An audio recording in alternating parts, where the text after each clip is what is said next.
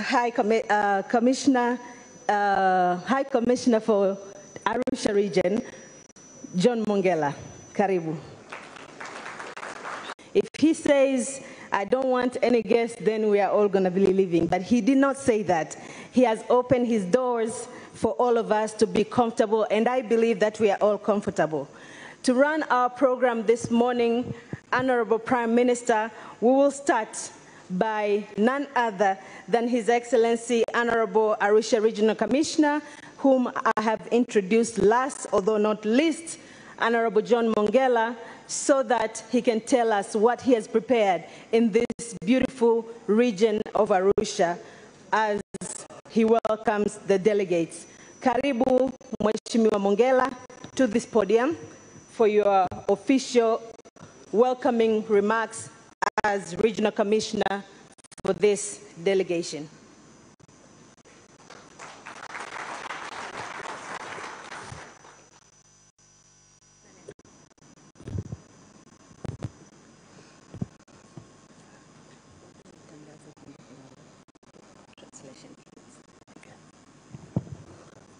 For those who will not be addressing this audience in English, we have translation kits and we have translators, and if you can all ushers ensure that there are translation kits on each delegate's table. Chair. Karibu. Mheshimiwa Kassim Majaliwa, Waziri Mkuu wa Jamhuri ya Muungano wa Tanzania, Mheshimiwa Zurab Kashwil, Katibu Mkuu wa Shirika la Utalii UNWTO, Mheshimiwa Sindu Fofana, Mwenyekiti wa UNWTO CAF, Mheshimiwa Balozi Dr. Pindi Chana, Waziri wa Maliasili na Utalii wa Jamhuri ya Muungano wa Tanzania, waheshimiwa mawaziri wote na wote ambao tumejumuika hapa. Kwa niaba ya uongozi wa mkoa wa Arusha ambako mkutano huu unafanyika, nichukue fursa hii kuwakaribisha sana, lakini wahakikishie tu muda wote mtakaokuwa hapa tutahakikisha kwamba mko salama.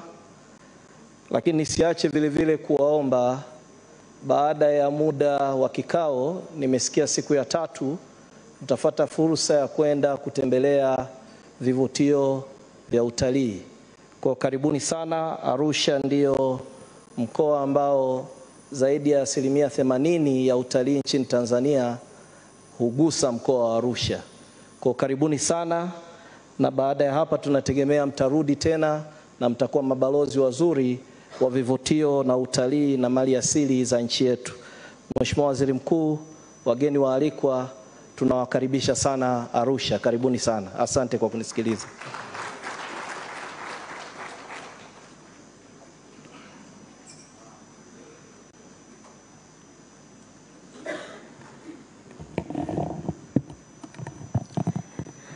Distinguished ladies and gentlemen, now that we have been officially welcomed to this very important gathering, without further ado, I'd like now to call upon our next speaker.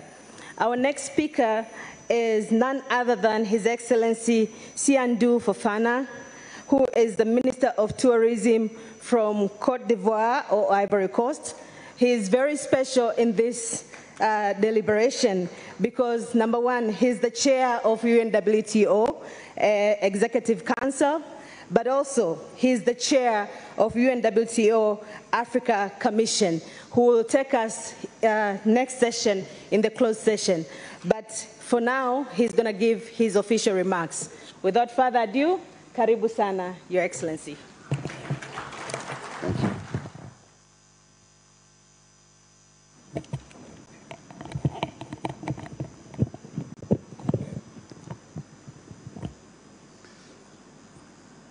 Son Excellence, Monsieur le Premier ministre de la République unie de Tanzanie, membres du Parlement, représentant ici Madame la Présidente de la République, Monsieur le secrétaire général de l'Organisation mondiale du tourisme, mon cher frère et ami Zourab Poloskashvili, je voudrais te dire merci. Monsieur le Premier ministre adjoint, ministre du Logement, de l'Administration du Territoire et du Tourisme de la République de l'île Maurice, chers frères et amis, Madame la ministre des Ressources naturelles et du Tourisme de la République unie de la Tanzanie, Monsieur le gouverneur régional d'Arusha, Mesdames et Messieurs les ministres des États membres de notre organisation commune, entendue par là l'Organisation mondiale du tourisme, Mesdames et Messieurs les ministres de la République unie de Tanzanie, Mesdames et Messieurs les ambassadeurs, Mesdames et Messieurs représentants les membres affiliés de notre organisation, Mesdames et Messieurs les professionnels, associations et fêtières du tourisme, chers amis de la presse et des médias, Mesdames et Messieurs, tous en vos rangs, grades et qualités, soyez-en infiniment remerciés. Mais avant tout, propos, permettez-moi de remercier Son Excellence, Monsieur le Premier ministre, représentant ici Son Excellence, Madame la Présidente de la République unie de Tanzanie, pour avoir accepté d'abriter dans ces circonstances. Je ne peux que trouver des mots de réconfort pour toutes les commodités et usages prises en vue de rendre notre séjour des plus mémorables. Soyez infiniment remerciés pour tout ce que vous avez mis en œuvre pour nous accueillir. Mes remerciements vont également à l'endroit de Madame la ministre des Ressources naturelles et du Tourisme pour cette énergie débordante qu'elle a su mettre pour assurer la bonne tenue de cette belle réunion. En tant que président de la Commission Afrique et président du Conseil exécutif de notre organisation commune, je me réjouis de me retrouver parmi vous en Tanzanie, ce beau pays que j'ai eu l'occasion à maintes reprises de visiter et que j'apprécie particulièrement pour ses richesses naturelles, mais l'élégance et la chaleur de son peuple si accueillant et si fraternel. Oui, je me réjouis d'être ici à Arusha parce que nous sommes au début d'une nouvelle ère, celle de la relance de notre secteur, le tourisme qui intervient après de longs mois de crise sanitaire ayant frappé notre continent, mais également le monde entier. Fort heureusement, notre Afrique est telle qu'elle a su montrer toute sa résilience au travers de cette épreuve. Oui, notre continent, selon certaines analyses, dès le début de cette pandémie, avait même prédit que l'Afrique serait dévastée par cette pandémie. Mais nous avons surmonté cette crise et l'Afrique reste toujours debout avec ses mêmes atouts et ses richesses. Il est donc de notre devoir, en tant que dirigeants, de poursuivre notre marche avec plus de dynamisme et armés des leçons apprises à l'effet de relancer les défis auxquels nous sommes confrontés. L'Afrique doit pouvoir répondre présente au rendez-vous du donner et du recevoir, et nous venons déjà de prouver que nous restons plus que jamais le continent de demain. Cette 65e réunion de la CAF, ainsi que le Forum sur l'investissement et toutes les activités qui lui sont associées, nous permettront sans aucun doute de reprendre la course et de poursuivre notre cheminement pour une Afrique unie, résiliente et renforcée. Mais aussi et surtout, que la Tanzanie retrouve la voie du progrès amorcé avec un tourisme plus encore résilient. Nous devons veiller à la poursuite de nos actions. Leur pérennisation, cela passe notamment par la mutualisation de nos efforts et nos contributions. Cela devrait nous aider à renforcer notre résilience mais surtout à faire preuve de créativité à l'effet d'élaborer des solutions propres à notre secteur, à nos réalités et surtout en accord avec notre vision commune. Enfin, je voudrais, avant de terminer, renouveler mes sincères remerciements à Monsieur le Secrétaire général, cher ami Zourab, pour le Liscabili, pour tout ce que vous n'avez de cesse de faire pour l'Afrique. Et vous êtes l'ami de l'Afrique, et vous êtes le fils de l'Afrique. Merci pour vos efforts pour l'Afrique, et nous en sommes infiniment reconnaissants. Enfin, je voudrais souhaiter à tous et à toutes d'excellents travaux dans un cadre de fraternité pour un tourisme panafricain responsable et résilient. Je vous remercie.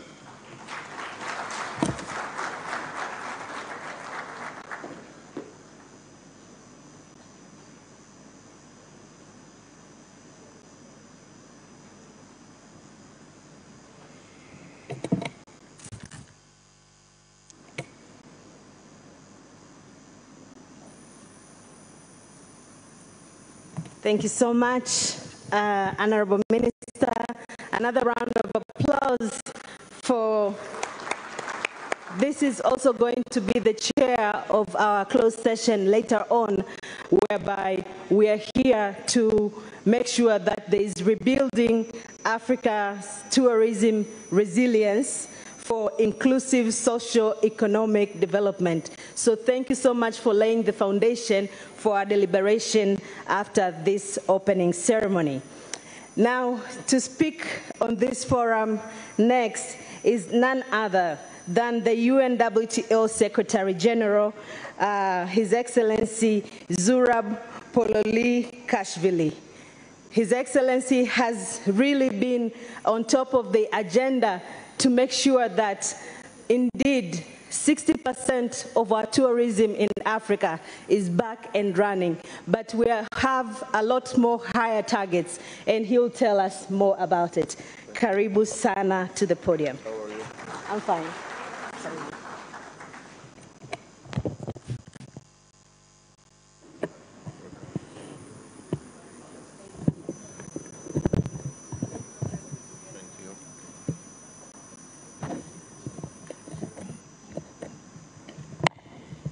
Habari za asubuhi.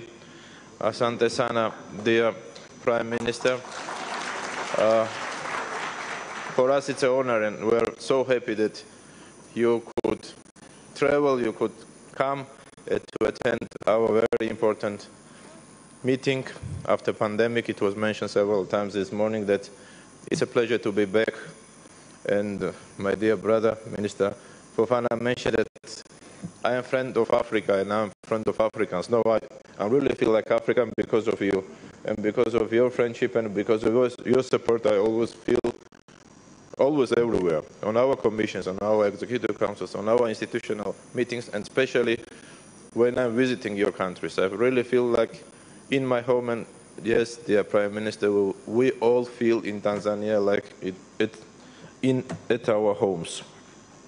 So, don't think that your names are easier than mine. I will try to say hello to everyone. Your Excellency Kassim Majaliwa, Member of the Parliament, Prime Minister of United Republic of Tanzania. Your Excellency Ambassador Dr. Pindi Chana, the Assistant Minister of Tourism and Natural Resources, which you have a lot, by the way, in this country, and beautiful country. Your Excellency Deputy Prime Minister Luis Steven Obrigado, easiest in other names. Thank you, dear Deputy Prime Minister, to be with us. It's an honor again to be with us. Dear Seandou Fofana, dear brother, mon cher, Minister of Tourism of Côte d'Ivoire, thank you for your support and to be with us and for warm words. His Excellency John Mongela, Arusha Regional Commissioner, without you, as Minister and MC mentioned, it was impossible to make it happen.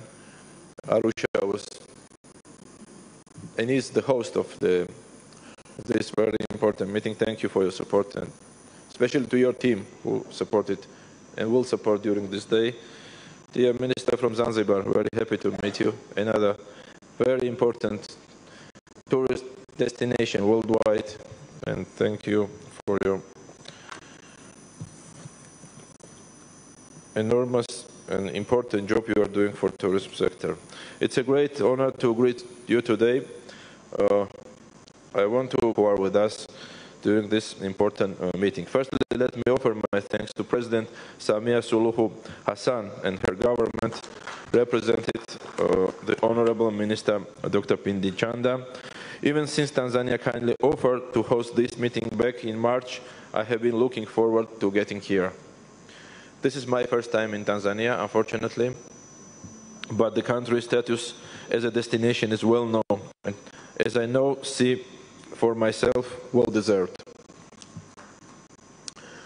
Like so many people all around the world, I learned a lot about the country through the President's own marketing project, Tanzania, the Royal Tour. In fact, an incredible 450,000 international tourists have visited since the launch of the project. I'm happy to be among them, to see for myself the nature, the culture, and of course, to experience the warm hospitality of the land of Uhuru na Umoja, freedom and unity. I also thank all ministers who have been able to join us today. You show the African tourism is united, determined and ready for the future. Dear friends, dear brothers and sisters, as you know, the pandemic hit tourism hard. But tourism in Africa has a long history of bouncing back. It has shown its resilience again. Many destinations are reporting strong arrival numbers. But, dear friends, we must look beyond just the numbers. Last week we celebrated World Tourism Day around the theme of rethinking tourism. Now is the time to back the sector, economically and politically, and allow it to deliver on its potential. Rethinking tourism means focusing on key topics like innovation, investments, public and private partnerships, climate action, and tourism governance. It also means making our sector more inclusive, delivering benefits for rural communities, for women and youth, and making sure everyone has a say in decision-making. I'm pleased to see that these topics will form the basis of our discussion here during our meeting in Arusha. In every way, UNWTO will work with our African member states to advance our shared priorities. We have partnered with many destinations to grow domestic or regional tourism. This way, we can make reduced dependence on visitors from outside the continent. With the UNWTO Digital Future Program, we are helping small businesses, the backbone of African tourism, innovate and compete. And we continue to stress the importance of partnerships and cooperation at every level.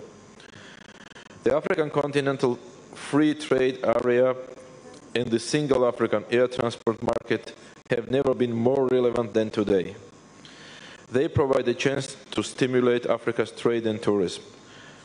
This, in turn, will accelerate economic growth, create new jobs, and reduce poverty.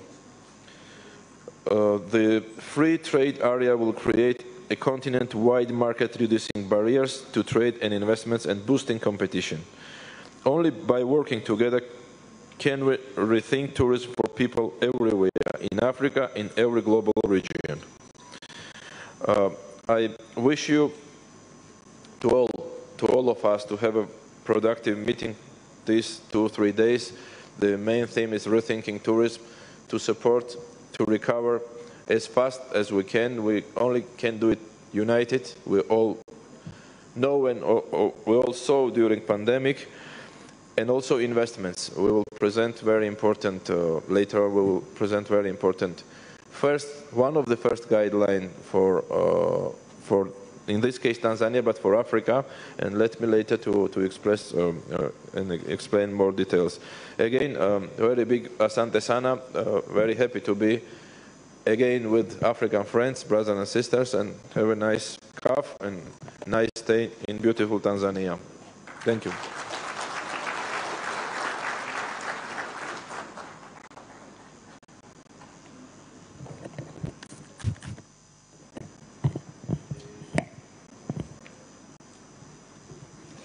Thank you so much, Your Excellency. It is indeed true that we have to do more. As Africans, I think we are full of creativity and we have full energy. And I'm sure after these 2 days and the third day of going to see the beauty of Arusha in Ngorongoro or Manyara or Serengeti, then I'm sure you'll go back to your countries full of energy to work on the wisdom that our Secretary General has laid upon us to make sure that we bounce back, and not just bouncing back, we bounce back strong and revitalize this tourism important sector. Without further ado, Honorable Prime Minister, allow me now to call upon our very own Minister for Tourism. But before I do that, I would like to just say 1 or 2 words about the key and importance role that Ministry of Tourism of Tanzania played in making sure that this meeting is taking place in Tanzania. So, Honorable Minister, together with all the ministers that have been in your position in making sure that we bring this delegation in beautiful area of Arusha, we salute you and we thank you so much. But also we have our very own ambassador, Samuel Shelukindo, my brother, His Excellency, who is representing us in Paris, France, and where the headquarters of UNWTO are. We know that his team, together with everybody in the Ministry of Foreign Affairs, also work hard to make sure that such meeting is taking place here in Arusha, not just because of the significance of Cradle of Mankind, but also to make sure that we remind our African brothers and sisters. Now to call upon our very own Honorable Pindi Hazara Chana to address this assembly. Karibu sana Mheshimiwa Waziri.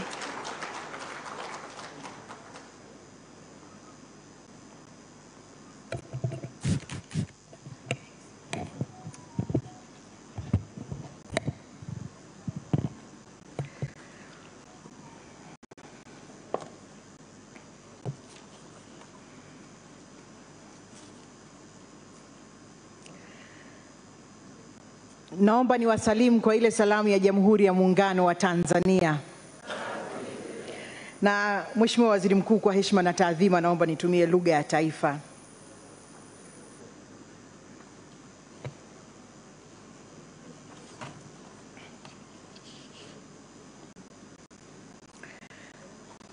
Mheshimiwa Waziri Mkuu Kassim Majaliwa, Waziri Mkuu wa Jamhuri ya Muungano wa Tanzania, naomba pia niwatambue waheshimiwa mawaziri wote walioko hapa wa Jamhuri ya Muungano wa Tanzania na waheshimiwa manaibu mawaziri walioko hapa wakiongozwa na naibu waziri wa maendeleo ya jamii, wakiongozwa na naibu waziri wa maliasili na utalii, lakini pia tuna naibu waziri wa masuala ya maendeleo ya jamii Mwanaidi Ali Hasim, naibu waziri maendeleo ya jamii, jinsia, wanawake na watoto Abdalla Hamis Ulega, naibu waziri wizara ya mifugo na uvuvi, na hawa wote wanaongozwa na naibu waziri Mary Francis Masanja, naibu waziri maliasili na utalii. Lakini pia nitambue uwepo wa mkuu wetu wa mkoa wa Arusha John Mongela, nitambue uwepo wa Zurab Pololikashvili, katibu mkuu Shirika la Utalii Duniani UNWTO. Naomba nitambue pia uwepo wa Mheshimiwa naibu waziri mkuu wa Mauritius Luis Steven Obegado. Nitambue uwepo wa Mheshimiwa Siando Fofana, huyu ni mwenyekiti wa UNWTO Commission for Africa na waziri wa utalii wa Cote d'Ivoire. Naomba pia nitambue uwepo wa pacha wangu Simai Mohamed Said, Waziri wa Utalii na Mambo ya Kale Zanzibar.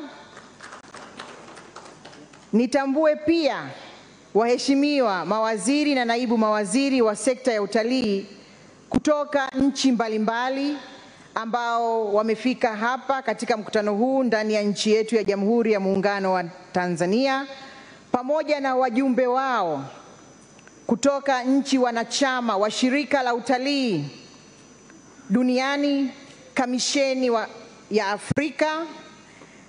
Na kwa heshima kubwa nitambue wajumbe kutoka nchi zifuatazo. Hawa ni delegates.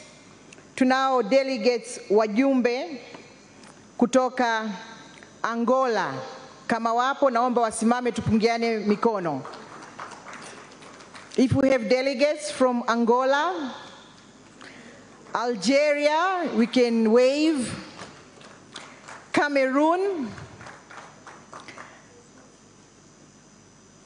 Nadhani tafsiri inafanyika vizuri. We request delegates from the following countries to wave just to recognize your presence.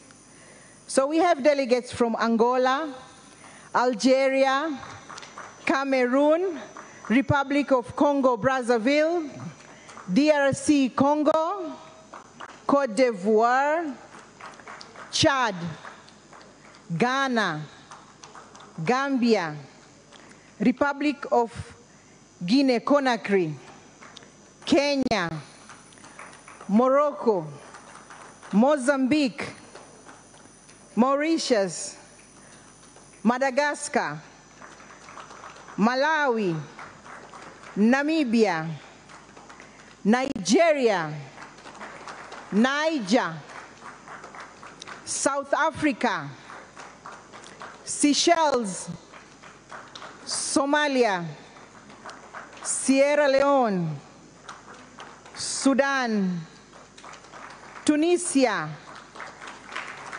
Togo, Zambia, Zimbabwe, and if there are those whom I have not mentioned from outside the country, kindly, you're most welcome, and you can kindly wave as well.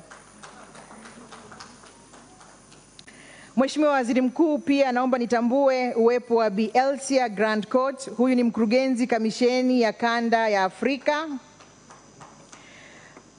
Tulitarajia pia kuwa na katibu mkuu wa Jumuiya ya Afrika Mashariki au mwakilishi wake, lakini pia tulitarajia kuwa na katibu mkuu wa Chama cha Mapinduzi. Nashukuru leo tunaye naibu katibu mkuu Mheshimiwa Christina Mdeme. Nitambue pia uwepo wa katibu mkuu Wizara ya Maliasili na Utalii Profesa Eliamani Sedo Yeka, katibu tawala mkoa wa Arusha Misaile Musa, waheshimiwa mabalozi wanaoziwakilisha nchi mbalimbali katika nchi yetu na waheshimiwa mabalozi wanaowakilisha Tanzania katika nchi zingine, na wenyewe tunao, kama wapo tunaomba tuwatambue. Pia tunao viongozi mbalimbali wa serikali na taasisi mbalimbali, private sector na taasisi za dini, lakini wajumbe kutoka Secretariat ya UNWTO, wajumbe wa kamati ya bunge ya maliasili na ardhi, wajumbe wa kamati ya maandalizi ya mkutano wa 65 wa UNWTO Commission for Africa, ndugu wageni waalikwa, waandishi wa habari, mabibi na mabwana wa Tanzania wenzangu, kwa mara nyingine na wasalimu kwa ile salamu ya Jamhuri ya Muungano wa Tanzania. Mheshimiwa Waziri Mkuu, naomba kutumia fursa hii mgeni wetu rasmi kumshukuru Mwenyezi Mungu wa mbinguni kwa kutuwezesha kujumuika mahali hapa siku ya leo kwa ajili ya ufunguzi rasmi, Mheshimiwa Waziri Mkuu, wa 65 wa Shirika la Utalii Duniani Kamisheni ya Afrika. Mkutano huu unafanyika kwa muda wa siku 3 kuanzia leo tarehe 5 Oktoba hadi tarehe 7 Oktoba 2022. Mheshimiwa mgeni rasmi, Waziri Mkuu wa Jamhuri ya Muungano wa Tanzania, Tanzania ni mwanachama wa Shirika la Utalii Duniani, yani UNWTO, tangu kuanzishwa kwa shirika hilo mwaka 1978. Sisi ni wanachama waanzilishi au founder member wa shirika hilo. Kadhalika, Tanzania imekuwa ikishiriki shughuli mbalimbali za shirika hilo, ikiwemo shughuli zinazotekelezwa na Kamisheni ya Afrika-Unwto CAF. Aidha, katika mkutano wa 64 wa UNWTO Commission for Africa uliofanyika kuanzia tarehe 2 mpaka 4 Aprili 2022 nchini Cape Verde, Tanzania ilichaguliwa kuwa mwenyeji wa mkutano wa 65 wa kamisheni hiyo ambao unaanza leo tarehe 5 Oktoba 2022 hapa jijini Arusha. Mheshimiwa Waziri Mkuu, tunatoa shukrani zetu za dhati kwa UNWTO na wanachama wote kubariki mkutano huu kufanyika ndani ya Jamhuri ya Muungano wa Tanzania. Tunasema asante sana, na leo tunao washiriki kutoka nchi zisizopungua 33 asubuhi ya leo, na waheshimiwa mawaziri kutoka nchi hizo na washiriki kama nilivyoeleza hapo awali. Lakini pia tunatoa shukrani nyingi kwa serikali ya Jamhuri ya Muungano wa Tanzania ikiongozwa na Mheshimiwa mama yetu mpendwa Samia Suluhu Hassan, na wewe mwenyewe Mheshimiwa Waziri Mkuu, kwa mazingira mazuri ya amani na utulivu hadi kuwezesha mkutano huu kufanyika leo jijini Arusha. Mheshimiwa Waziri Mkuu, kuchaguliwa kwa Tanzania kuwa mwenyeji wa mkutano huu wa 65 ni matokeo ya ushirikiano mzuri kati ya nchi yetu na jumuiya ya kimataifa, hususan katika sekta ya utalii.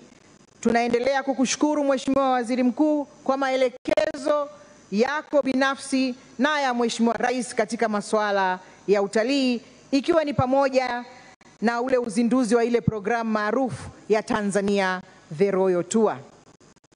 Kadhalika, mkutano huu ni matokeo ya amani na utulivu, amani ambayo imekuwepo nchini kwetu tangu kupatikana kwa uhuru wa nchi, sanjari na maendeleo ya miundombinu muhimu ya usafiri, hivyo kuvutia kufanyika mkutano huu hapa nchini. Sambamba na hilo, kufanyika kwa mkutano wa 65 wa UNWTO CAF ni sehemu ya utekelezaji wa mpango wa 3 wa maendeleo ya taifa wa miaka 5, yani 5 years development program 2021-2022 hadi 2025-2026, ambao umeainisha utalii wa mikutano na matukio, yani MICE tourism, kama zao la utalii la kimkakati katika kuongeza idadi ya watalii wanaotembelea nchi yetu kufikia watalii takriban milioni 5 na mapato yatokanayo na sekta ya utalii kufikia dola za Marekani bilioni 6 ifikapo 2025. Mheshimiwa Waziri Mkuu, napenda kukujulisha kuwa mkutano huu unajumuisha mawaziri wanaosimamia sekta ya utalii kutoka nchi wanachama wa UNWTO Commission for Africa, ambapo pia umehudhuriwa na Katibu Mkuu wa UNWTO ambaye nimemtambua hapo awali, Bwana Zurab Pololikashvili. Vile vile utaambatana na matukio mengi muhimu ambayo ni jukwaa la uwekezaji pamoja na semina ya masuala ya masoko, yani marketing symposium. Aidha, jukwaa la uwekezaji limeandaliwa mahususi kwa lengo la kunadi fursa za uwekezaji za sekta ya utalii zilizopo nchini, ambapo taasisi mbalimbali zinazohusika na uwekezaji ikiwemo Kituo cha Uwekezaji Tanzania, yani Tanzania Investment Center, na Mamlaka ya Kukuza Uwekezaji Zanzibar, yani Zanzibar Investment Promotion Authority ZIPA, zitatoa mada katika jukwaa hilo.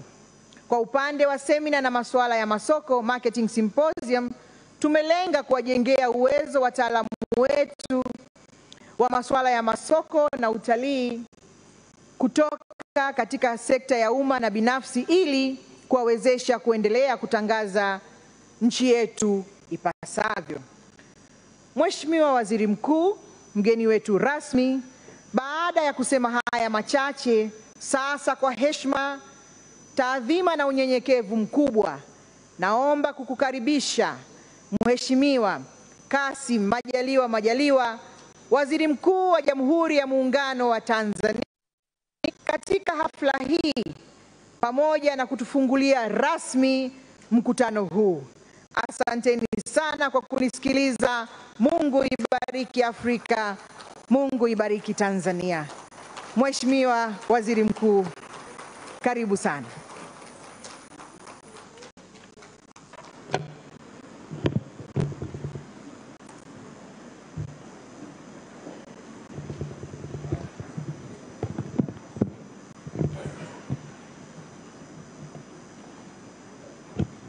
Sit down.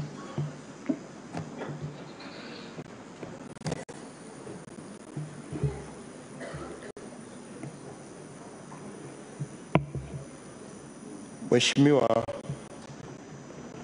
Balozi Dr.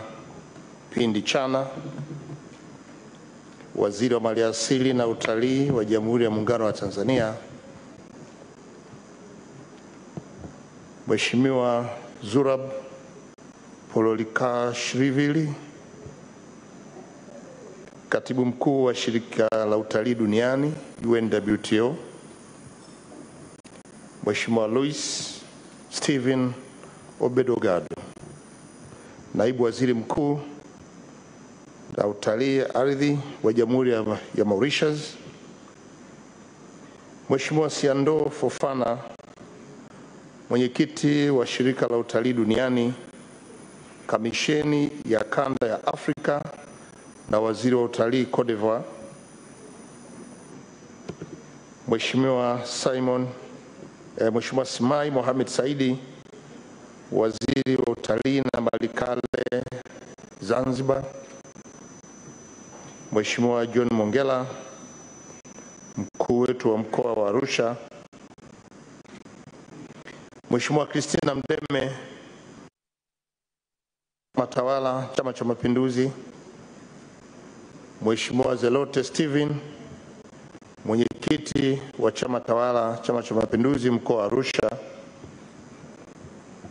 waheshimiwa mawaziri wa sekta ya utalii kutoka nchi wanachama wa Shirika la Utalii Duniani, Kamisheni ya Kanda ya Afrika, Mheshimiwa Mary Masanja, naibu waziri wa Maliasili na Utalii Jamhuri ya Muungano wa Tanzania, kwa pamoja na Mheshimiwa Abdalla Ulega, waziri wa mifugo na uvuvi, naibu waziri wa mifugo na uvuvi wa Jamhuri ya Muungano wa Tanzania, kwa pamoja na Mheshimiwa Mwanaidi Hamis, naibu waziri wa Wizara ya Maendeleo ya Jamii, Jinsia, Wanawake, Makundi Maalum wa Jamhuri ya Muungano wa Tanzania, Profesa Eliaman Sedokea, katibu mkuu Wizara ya Maliasili na Utalii, ndugu Misale Musa, katibu tawala mkoa wa Arusha, waheshimiwa mabalozi wote wanaowakilisha nchi zao walioko hapa nchini wakiongozwa na Mheshimiwa Balozi Shelukindo,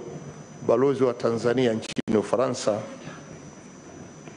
Mheshimiwa Mrisho Gambo, mbunge wa jiji la Arusha ambaye pia tuko naye hapa, viongozi mbalimbali wa serikali ya Jamhuri ya Muungano wa Tanzania na taasisi zake, vyombo vya ulinzi na usalama, wajumbe kutoka Secretariat ya UNWTO, wajumbe wa kamati ya kitaifa ya maandalizi ya mkutano wa 65 UNWTO CAF, ndugu wageni waalikwa, wanahabari, mabibi na mabwana, Jamhuri ya Muungano wa Tanzania,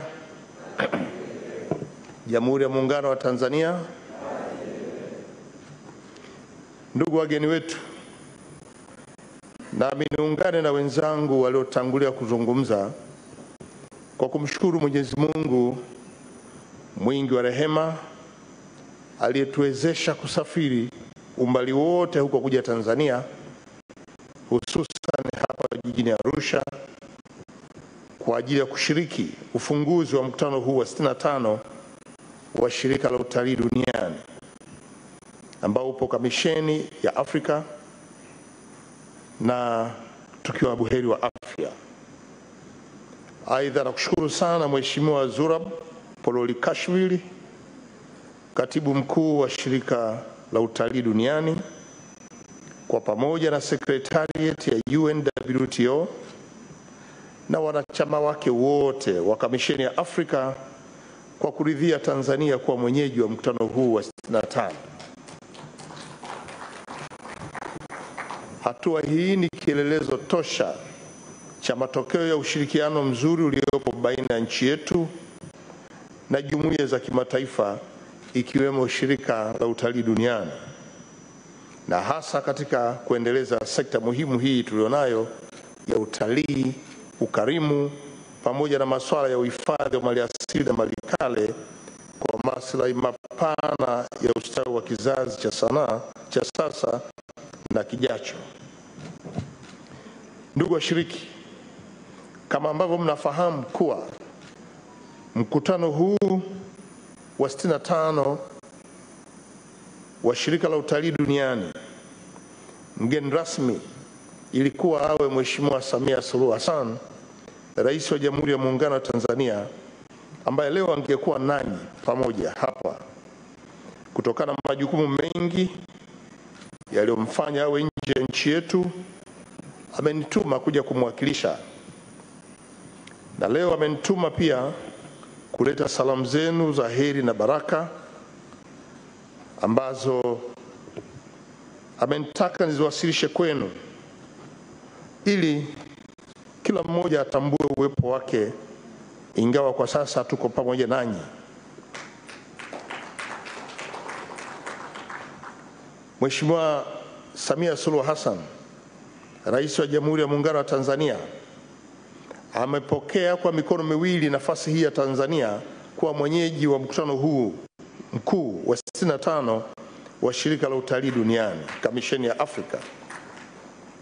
Na Mheshimiwa Rais anaamini kuwa mkutano huu utafungua njia kwa Tanzania kuwa mwenyeji wa mikutano mingine ya Shirika la Utalii Duniani pamoja na taasisi nyingine za Umoja wa Mataifa. Karibuni sana Tanzania.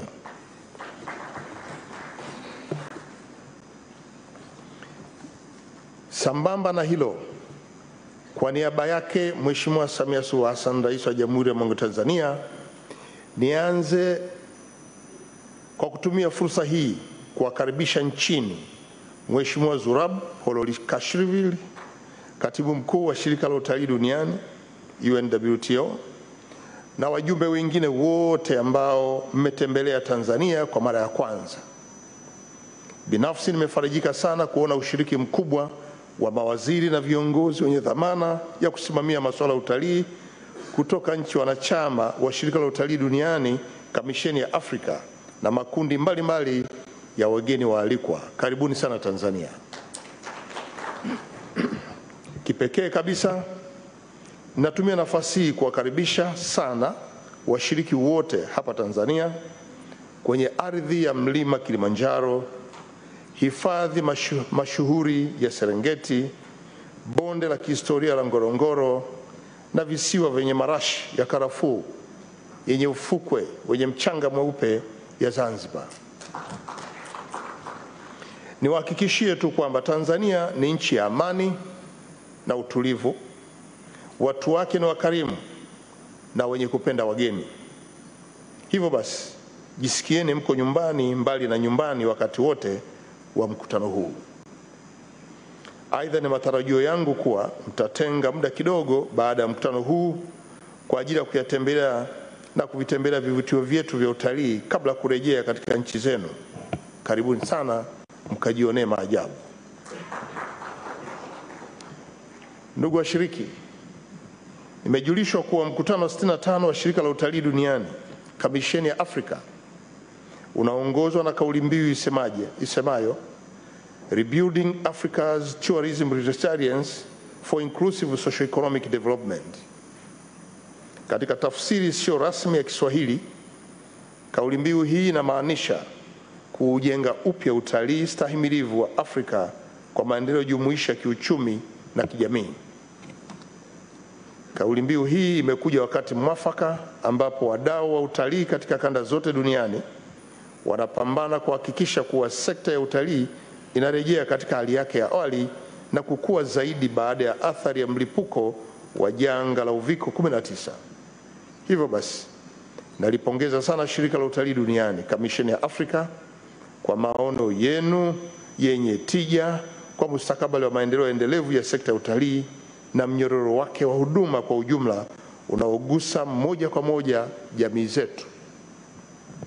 Kwa upande mwingine, kauli mbiu hii inatukumbusha umuhimu wa kuwa na utayari katika kuandaa mikakati madhubuti ya kuhakikisha kwamba sekta ya utalii inakuwa stahimilivu pindi majanga mbalimbali yanapoikumba dunia, ikiwemo na mlipuko wa magonjwa, labda pia mlipuko wa vita, mashambulio ya ugaidi, tsunami, matetemeko ya ardhi na mabadiliko ya tabia nchi ambayo ni tishio kwa ustawi wa utalii.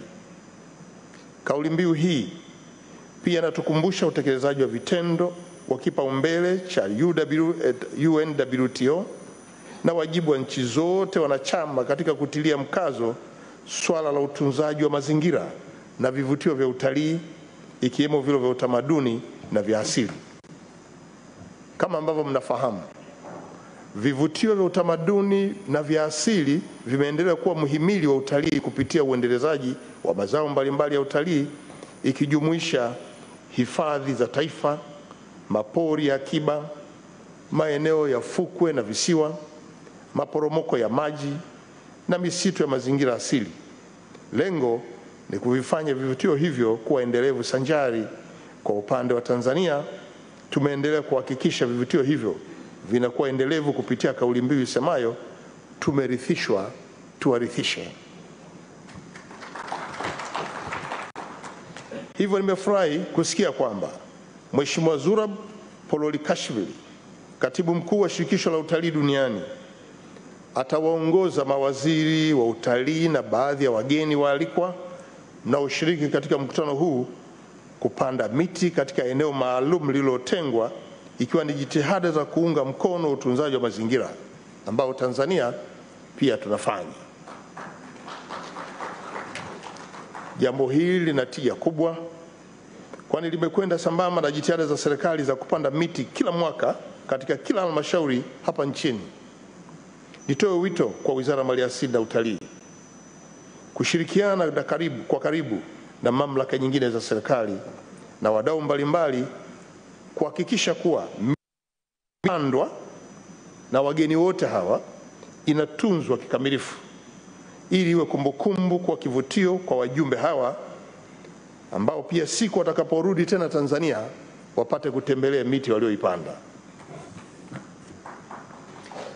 Sambamba na hayo, kauli mbiu ya mkutano huu inatukumbusha kuhusu kuandaa mazingira wezeshi ya uchumi jumuishi katika sekta ya utalii. Na katika hilo, Tanzania tunajivunia kuwa miongoni mwa nchi chache duniani zilizofanikiwa kutekeleza jambo hili kwa vitendo. Na Tanzania imekuwa ikihakikisha makundi mbalimbali ya kijamii yanashiriki ipasavyo kwenye mnyororo wa thamani ya sekta ya utalii kama ilivyotiliwa mkazo katika Sera ya Taifa ya Utalii ya mwaka 1999. Kupitia ushiriki huo, makundi hayo ya kijamii katika maeneo ya karibu na ukumbi huu vipo vikundi vya utamaduni, cultural tourism enterprises, vikihusisha wanawake pamoja na vile vya kazi za sanaa za mikono vinavyomilikiwa na kuendeshwa kwa umoja wa watu wenye ulemavu vya Sanaa Arts Group Center na Shanga. Nimefarijika kufahamu kwamba Katibu Mkuu wa Shirika la Utalii Duniani ataambatana na waheshimiwa mawaziri mlioko hapa kuvitembelea vikundi hivyo, kujionea na kujifunza namna ambavyo Tanzania inaendesha sekta ya utalii kwa njia jumuishi. Na hivyo basi, Mheshimiwa Mkuu wa Mkoa wa Arusha, endelea kuviandaa vizuri vikundi hivyo viweze kuonyesha kazi zao kwa wageni wetu. Ndugu washiriki, Tanzania inajivunia kuwa miongoni mwa nchi zilizobarikiwa kuwa na vivutio vya utalii vya asili na visivyokuwa vya asili ambavyo vutia watalii wengi kutoka duniani kote. Vivutio hivyo ni pamoja na uwepo wa mlima Kilimanjaro ambao huko nchini Tanzania, ambao ndio mlima mrefu zaidi barani Afrika.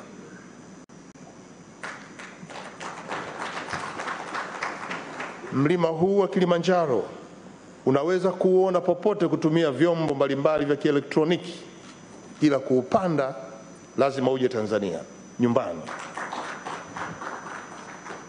Pia tuna hifadhi ya taifa ya Serengeti inayosifika kwa idadi kubwa ya wanyama ikiwemo nyumbu wanaohama, wildebeest migration. Lakini pia tuna hifadhi ya eneo la Ngorongoro ijulikanayo pia kama bustani ya Eden ya Afrika. Lakini pia tuna visiwa vya marashi ya karafuu vilivyoko kule Zanzibar vyenye fukwe mzuri za kuvutia zenye mchanga mweupe zilizoko pwani ya mwambao ya bahari ya Hindi. Na Tanzania ina watu walio wakarimu kutoka makabila zaidi ya 120 yenye mila na tamaduni mbalimbali, lakini wote hawa wanaunganishwa na lugha ya Kiswahili. Tanzania ina vivutio zaidi za wanyama kama mbuga ya Tarangire iliyoko jirani na hapa Arusha, eneo la Manyara, ziwa Manyara ambako unakuta ndege wengi wa aina tofauti wenye mvuto. Lakini pia tuna mbuga ya Katavi ambako unapata twiga weupe pekee duniani. Lakini pia mbuga za Selous, Ruaha, Mikumi na maeneo mengine kama Gombe ambako unakuta yule chimpanzee. Tuna zoo za watu binafsi ambazo unaweza kucheza na wanyama na kuchezea pia hata sharubu za simba. Unazipata pia hapa jijini Arusha na kule Kigamboni jijini Dar es Salaam. Kadhalika hifadhi ya taifa ya mlima Kilimanjaro, hifadhi ya Serengeti ambazo pia nimezitaja, na bonde la Ngorongoro ziliwekwa katika orodha ya maajabu 7 ya asili ya Afrika. Pia majarida ya New York Times na The Lonely Planet yameitaja Tanzania kama kivutio bora cha kutembelea barani Afrika. Sambamba na sifa hizo, mtandao wa Fox News.com umeitaja Ngorongoro ambayo kitaalamu ni Kadra kwa miongoni mwa mabonde yanayovutia zaidi duniani, na hifadhi ya taifa Serengeti ilipokea tuzo ya hifadhi bora barani Afrika mara 3 mfululizo kuanzia mwaka 2019 mpaka 2021 kupitia tuzo hizo za World Travel Awards.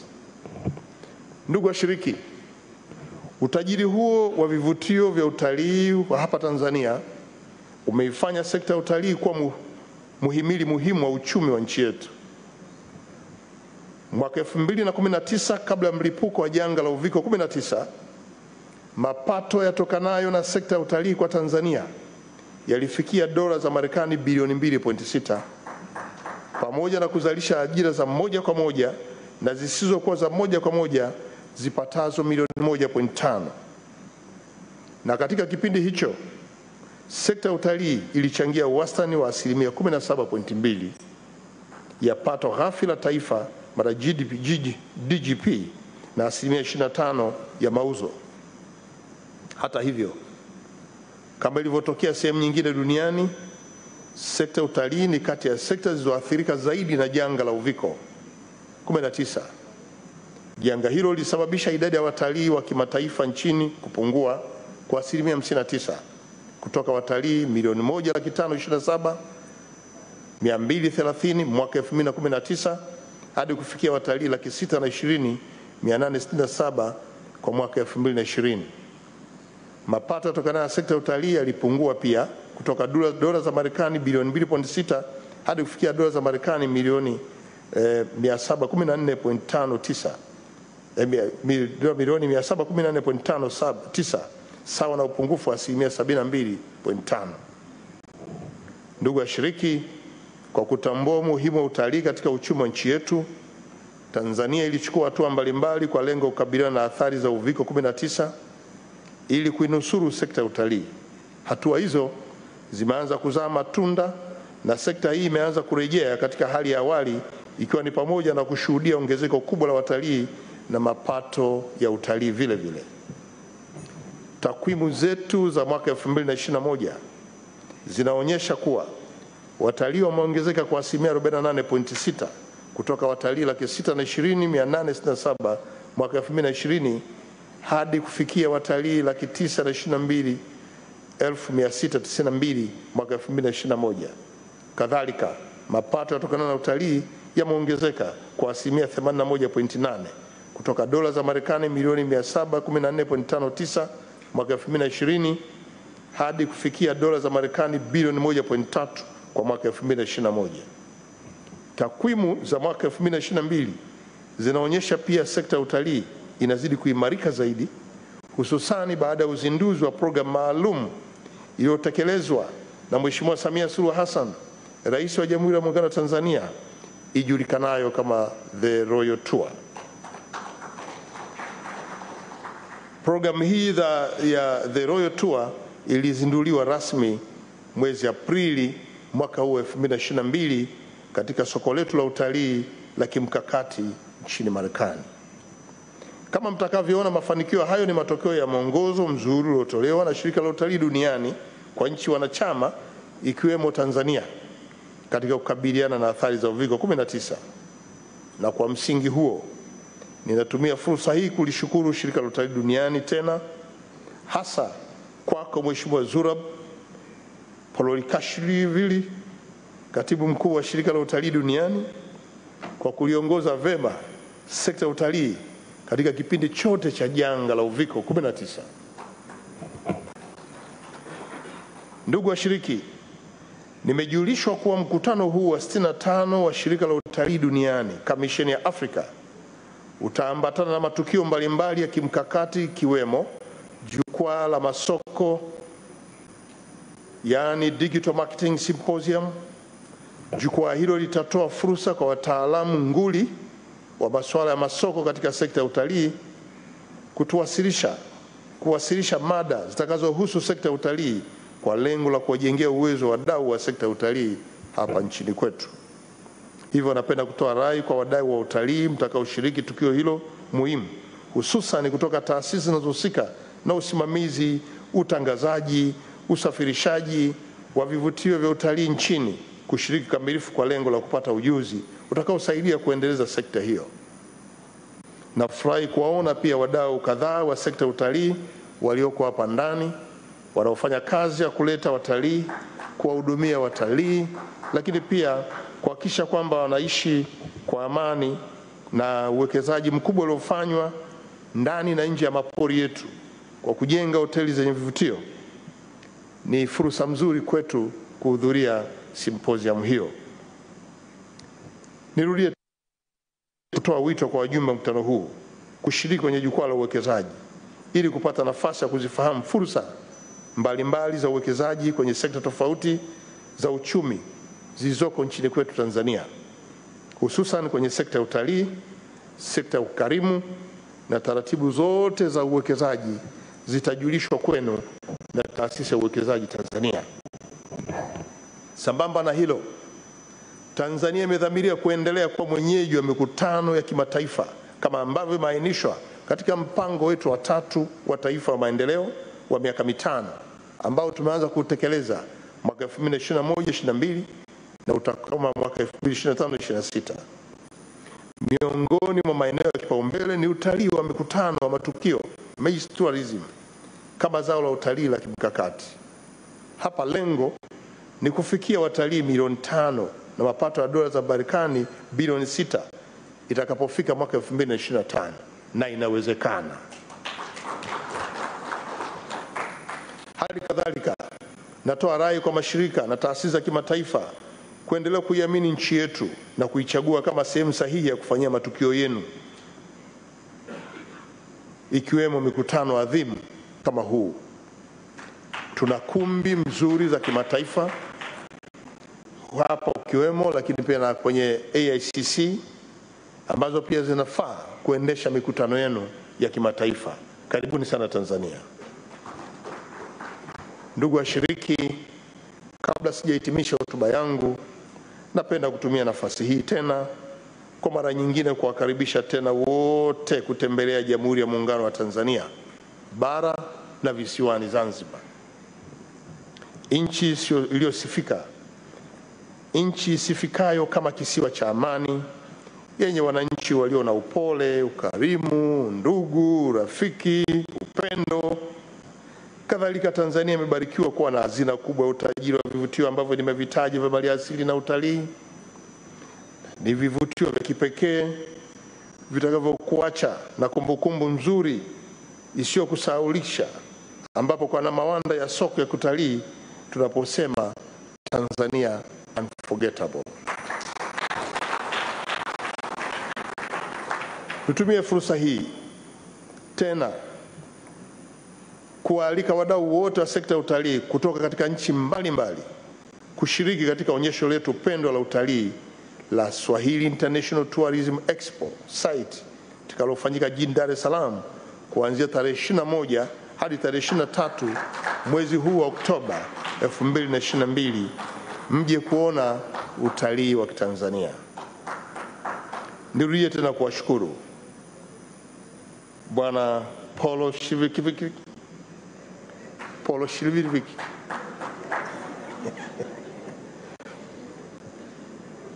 na Mheshimiwa Rais wa shirikisho hili, wajumbe wote kutoka nchi mbalimbali kwa kitendo chenu cha kuja nchini Tanzania, hususani Mheshimiwa Naibu Waziri Mkuu wa Mauritius, nchi ambayo pia ina utalii mzuri, kwa kuja kwenu Tanzania. Kwa niaba ya Mheshimiwa Rais, Mheshimiwa Samia Suluhu Hassan, tutaendelea kuhakikisha kwamba wakati wote mkiwa hapa, wakati huu wa mkutano na baada ya mkutano huu, mtaendelea kuwa salama hapa Tanzania.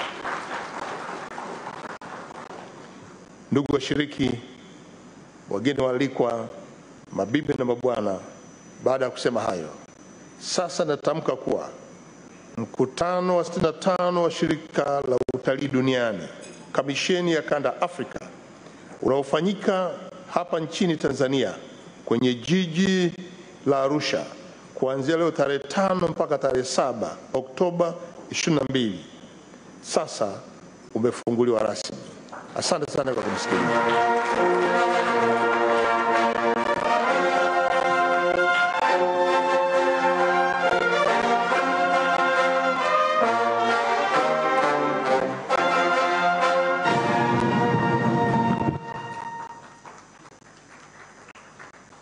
Another round of applause for the Prime Minister of the United Republic of Tanzania. Please be seated. Thank you so much, Honorable Prime Minister, for those kind remarks, which set the ball rolling for our 2 days deliberation here in Arusha on the topical issue of rebuilding Africa's tourism resilience for inclusive socio-economic development. Prior to that, we have heard also from the Minister for Tourism from Tanzania, who also addressed key issues but introduced us to esteemed delegates who have traveled from all over Africa, who represents the Commission for Africa on the UNWTO. And prior to that, we have also heard different speakers, but all in all, it is now official that our discussions for these 2 days are officially open. I do, and I must apologize for the translation kits. I think there was a technical glitch, and Honorable Prime Minister, some of the delegates did not get to hear what you said together with the minister. So my apologies for that glitch, because the translation were for English and French, but English was not working. I'm not sure. I think my ushers and TTB people will help me to make sure that is corrected. And if possible, if you can render the translated speeches in English to all our delegates. Can somebody promise me that? Where's Felix? Okay, because it's very important for delegates to hear what has been said in this audience, and we do apologize for that. In his speech, Honorable Prime Minister, he explained that he's here on behalf of Her Excellency Samia Suluhu Hassan, the President of the United Republic of Tanzania, whom unfortunately could not be here to receive all of you in person, but she sent the Prime Minister to host you in this official ceremony. However, he also mentioned a very important event that Her Excellency has done for the tourism of the country to rejuvenate the tourism industry by launching the Royal Tour film. The Royal Tour film has been an eye-opener for everybody who is not from Tanzania to understand our historical background, our culture, our unique union. I must say it's a unique union in the world between Tanganyika and Zanzibar, which formed what we are today as a people, Tanzania. But together with all of that, it helps in promoting, number one, tourism, the sector that we're all here for today. But number two is for investment, trade, and business. So to commemorate that and to make sure that that event will not be forgotten, and also you delegates that have traveled all the way from different parts of Africa to Tanzania, you'll get a sneak view of what it is, what is contained in the Royal Tour. And maybe you can be able to emulate those kind of initiatives in your own countries in making sure that the countries are known better to the outside world, outside African continent. So the next event, Honorable Prime Minister, will get a sneak peek of the Royal Tour film. It will be a trailer, but it will entice all of us to make sure that we are going to watch the film, but also it will introduce us to what Tanzania is all about, including the beautiful scenery that the Prime Minister has alluded in his speech. That's why I'm really dying that everybody gets that speech, because you really sold tourism package and investment package to our delegates. I could not explain it more beautiful than you did. Asante sana Mheshimiwa Waziri Mkuu. So we'll get a sneak peek of the Royal Tour, and then after that, UNWTO, after realizing what the Royal Tour has done to Tanzania, they put together also something to congratulate Her Excellency Samia Suluhu Hassan for that movie or film that aims in promoting tourism and investment. So they're going to commemorate her by giving her a plaque that you will receive, Honorable Minister, Prime Minister, on her behalf. But also, after the viewing of the trailer, we will also see the investment promotion guide. It's a short clip again, which also complements the events of the Royal Tour and the outcome of the Royal Tour film, that is to promote investment. So the UNWTO, they've been gracious enough to also preparing a tourism doing business, investing in Tanzania. And that also will be viewed here on the stage, just short clip. And then after that, I'll invite you, Honorable Prime Minister, together with UNWTO Secretary General, here at the podium, where you will receive the plaque on behalf of the President, but also you will give UNWTO a gift on behalf of the President to UNWTO for that special occasion. So without further ado, I hope my technicians have cued the clip.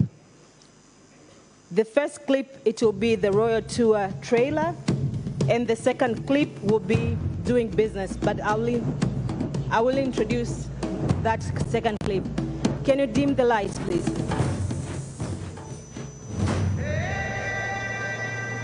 Prepare yourself. Can you dim the lights, please? For an epic adventure. Through a land inhabited by peoples who cling tightly to ancient traditions, while their fellow countrymen freely embrace the marvels of modern life.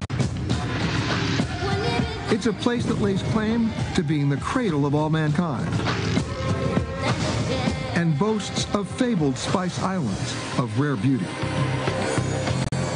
that reveal both a dark past and a shining example of how people of differing traditions under the ocean soar over the loftiest peak on this vast continent, float just above the reach of magnificent beasts,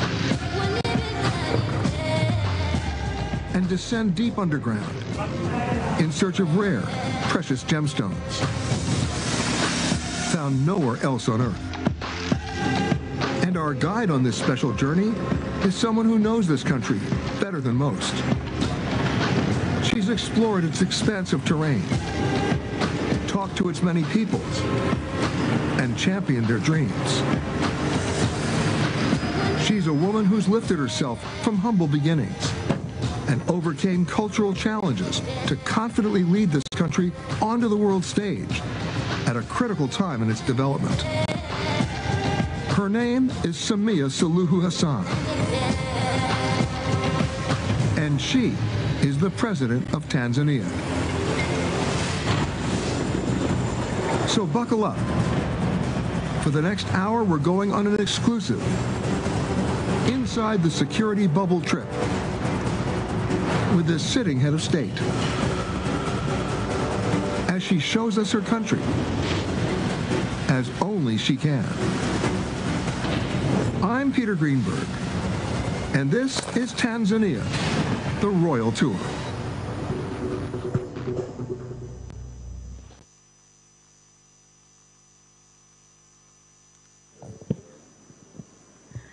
I bet you want more, right? You cannot believe that it's over. It's called a trailer.